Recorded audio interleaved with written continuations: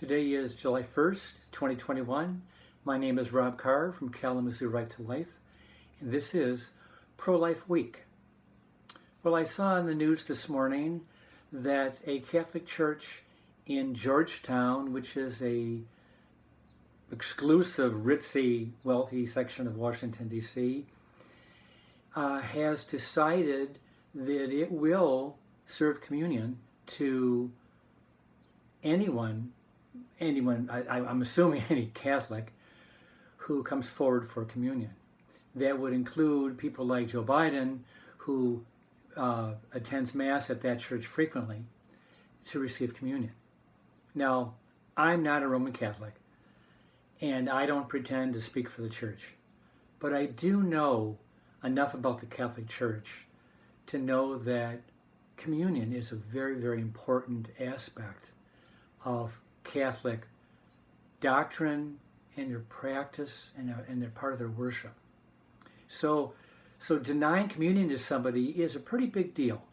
And the Catholic Church has been grappling with this issue for several years, and it kind of came to a head last week when the Catholic bishops voted to draft a document that would possibly deny Catholic pro-abortion politicians from receiving communion.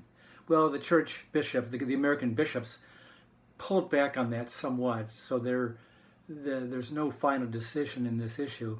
But what's interesting is that the pastor of this Holy Trinity Catholic Church in Georgetown said that the great gift of the Holy Eucharist is too sacred to be made a political issue. Well, that's an interesting concept because this pastor has relegated the issue of abortion to politics or to a political issue. Come on now. Isn't abortion a lot more than just a political issue? Isn't abortion a human rights issue of the highest magnitude? The taking of human life, the killing of innocent babies in the womb, is that just a political issue? So let's get hypothetical again, and let's see how the church would deal with other politicians who might espouse extreme positions. Let's say you have a politician who supports lynchings, or to turn that around, opposed anti-lynching laws.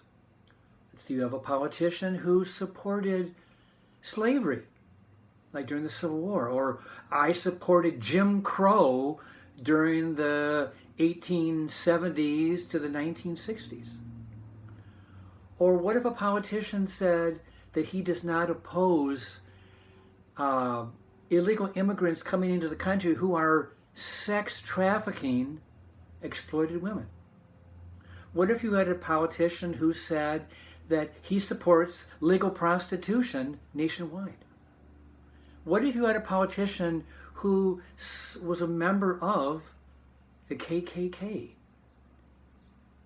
What if you had a politician who espoused neo-Nazi ideologies?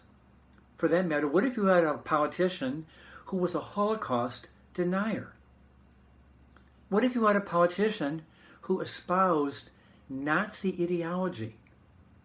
You know, just look up, do a Google search on the name David Duke, who was a neo-Nazi. He was a Klansman who was a politician, or at least he wanted to be a politician.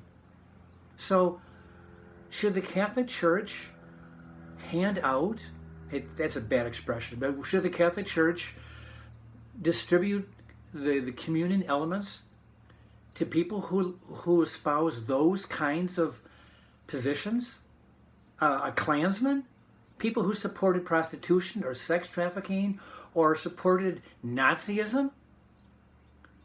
I have a hard time believing that if the Catholic Church in America would serve communion to a politician who supported lynchings and slavery and the Holocaust and Nazism and the Klan, So here again, we go back to abortion. It seems to always come back to the issue of abortion.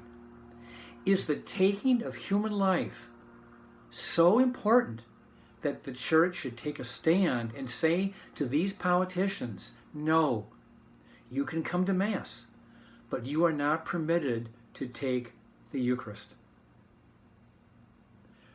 With that, I will let you go. Food for thought for my Catholic friends in the Kalamazoo area and abroad. See you next time.